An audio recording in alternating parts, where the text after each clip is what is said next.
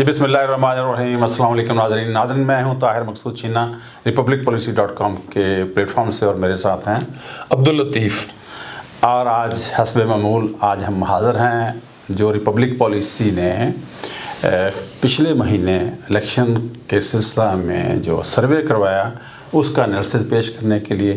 یہاں میں بتاتا چلوں کہ جو 2018 میں الیکشن ہوا تھا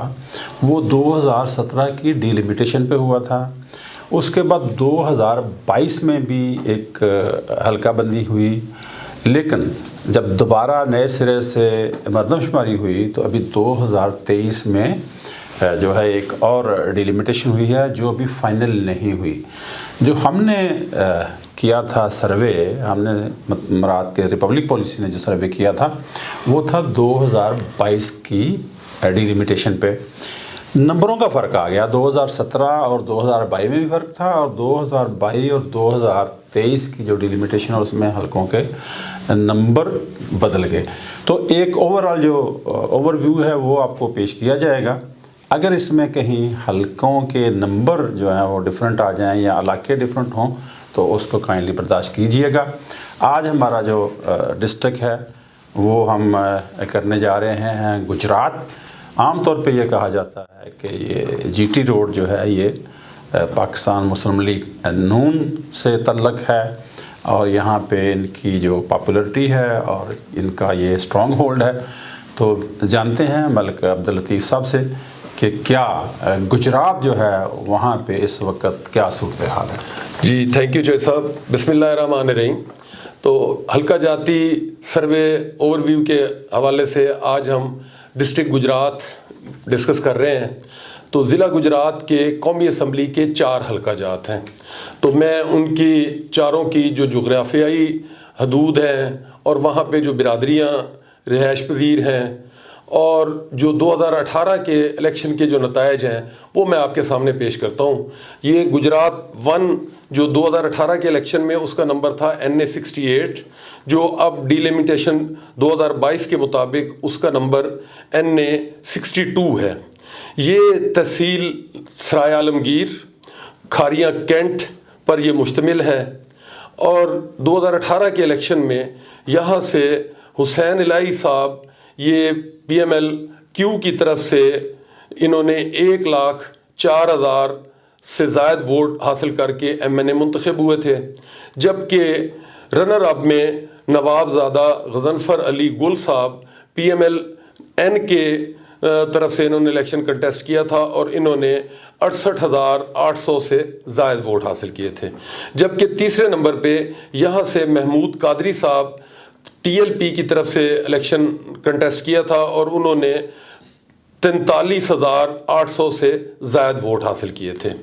اب آتے ہیں گجرات 2 پہ۔ یہ 2018 کے الیکشن میں اس کا نمبر تھا NA 69، اور اب 2022 کی جو ڈیلیمیٹیشن ہے اس کے مطابق یہ NA 63 ہے۔ یہ جلال پور جٹا تحصیل پر مشتمل ہے، اور یہاں پہ جٹ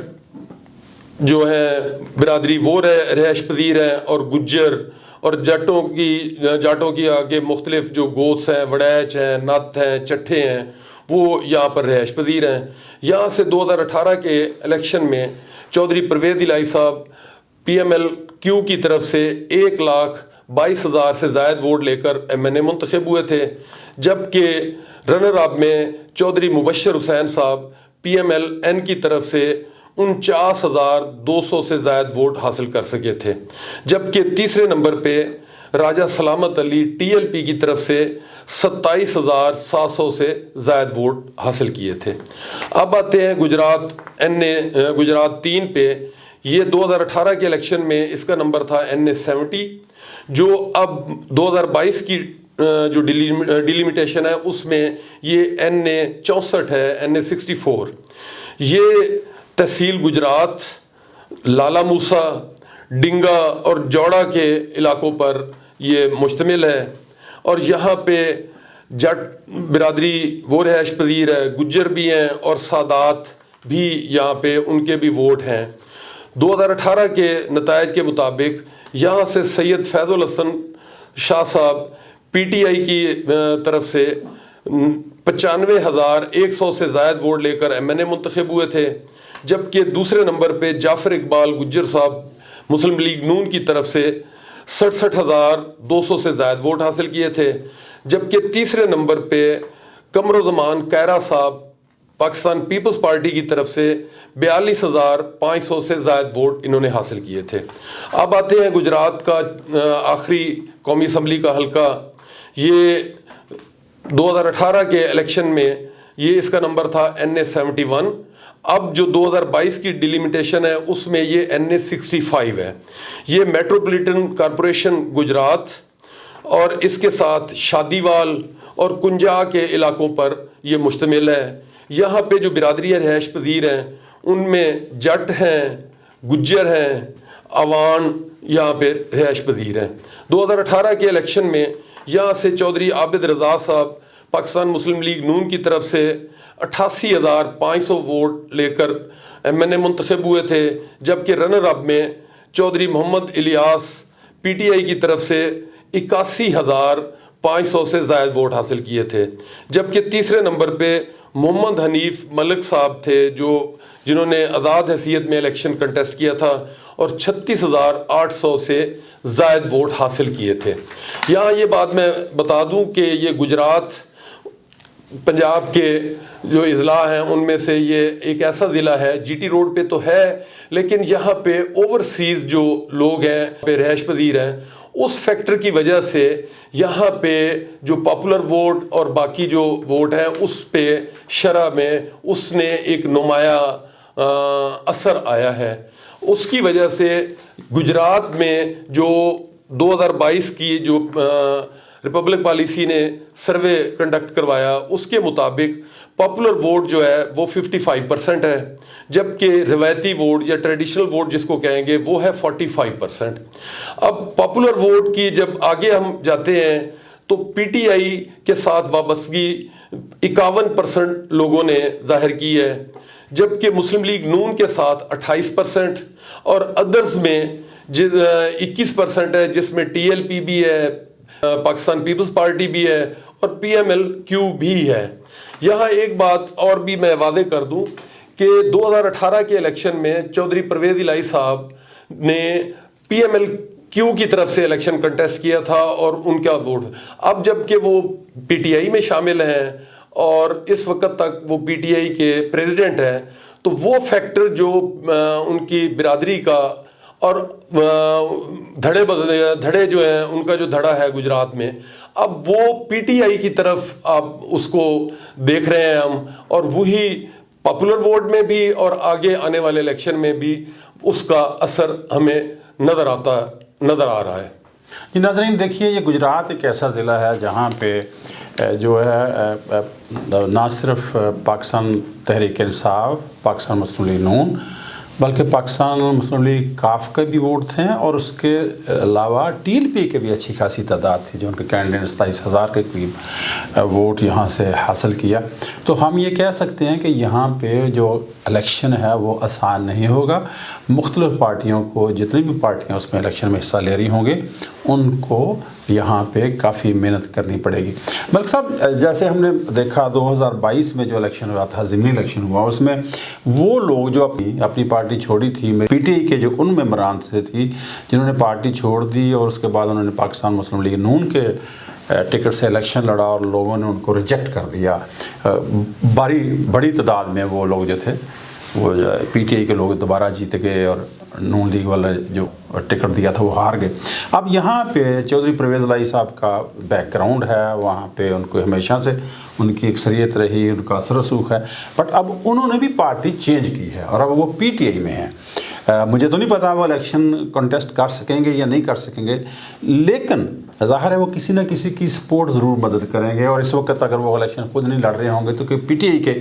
ہی کسی کینڈیڈیٹ کی مدد کر رہے ہوں گے وہ، تو کیا یہ فیکٹر جو ہے اس پہ اثر انداز ہوگا؟ کیونکہ انہوں نے بھی اپنی پارٹی چھوڑ کے دوسری پارٹی کو جوائن کیا۔ جی چوہے صاحب، آپ نے درست فرمایا کہ یہ فیکٹر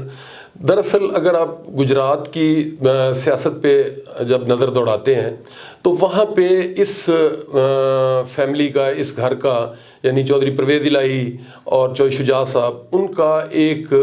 پورے ضلع کی سیاست پہ ایک اثر آپ کو نظر آتا ہے۔ اب چونکہ جو پچھلا دور حکومت گزرا ہے اس میں پرویز الہی صاحب جو ہیں وہ پی ٹی آئی کے ساتھ منسلک رہے ہیں،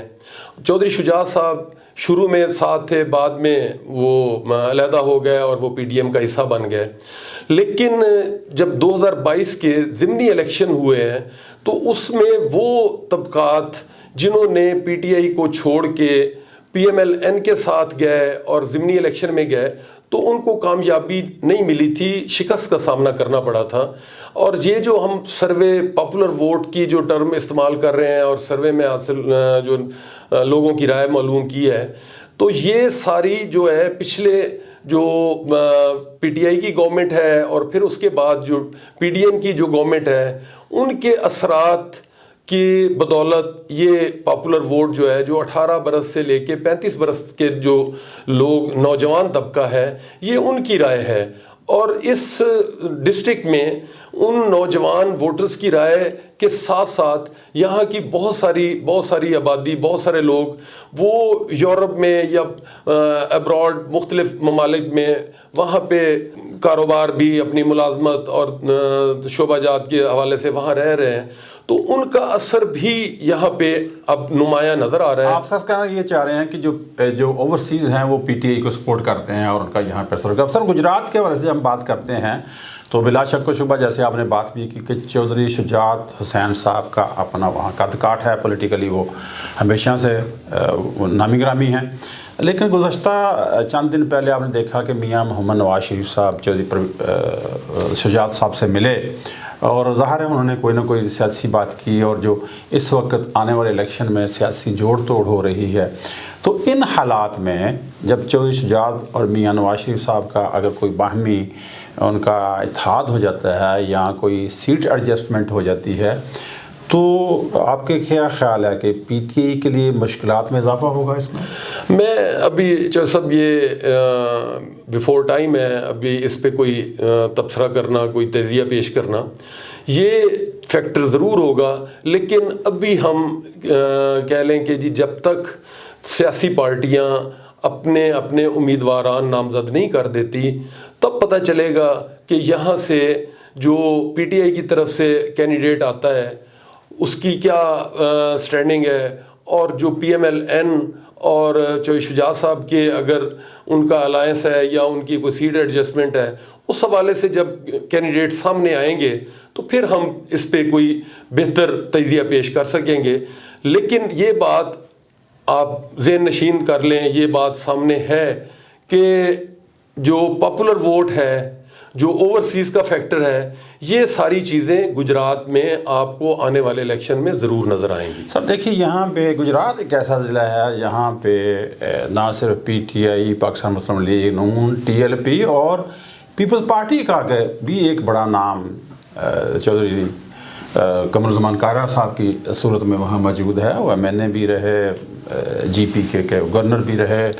ان کے پاس کشمیر کی جو تھی وزارت وہ بھی رہی، ان کا اپنا نام موجود ہے وہاں پہ۔